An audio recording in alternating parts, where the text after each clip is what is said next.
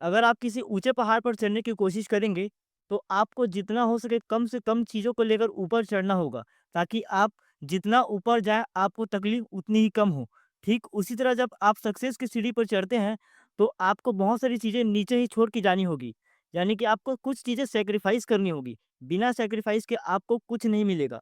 उनमें से कुछ चीज़ें हैं, आपको अपने फ्रेंड सर्कल कम करने होंगे, रिलेशनशिप बदलनी होगी और आपको पार्टीज़ करनी छोड़नी होगी। तब जाकर आप उस लेवल पर पहुँच पाएँगे, जिस लेवल पर आप जाना चाहते हैं। It's hard but it is true.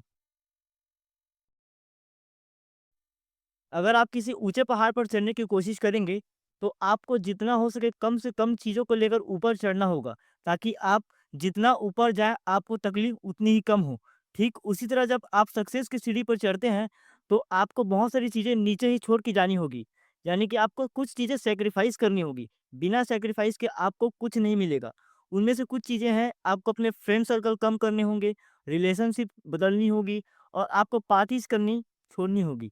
तब जाकर आप उस लेवल पर पहुँच पाएँगे, जिस लेवल पर आप जाना चाहते हैं। It's hard but it is true.